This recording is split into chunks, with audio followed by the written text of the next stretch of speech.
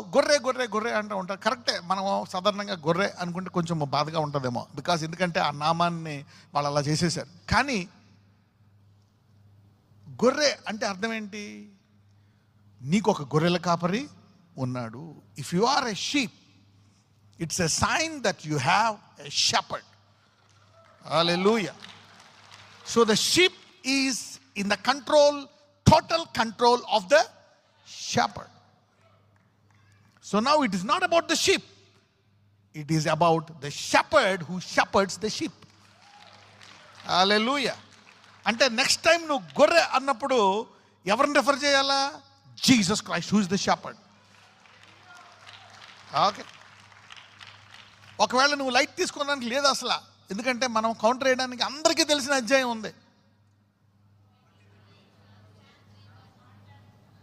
ఇంగ్లీష్లో కరెక్ట్గా అంటుంది, ఒకసారి తీయండి. 23 గుర్తుంది ఎవరికైనా? కీర్తన 23 మర్చిపోయారా?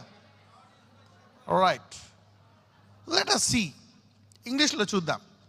ఒకవేళ the qualities of a ship, నువ్వు are you vulnerable if you are a ship? ఒకవేళ నువ్వు గొర్రె అయినందుకు నువ్వు బలహీనుడువా లేక బలవంతుడువా? అసలు గొర్రె అయితే ఏంటి? What happens? ఓకే, ఒకవేళ నువ్వు గొర్రె అయితే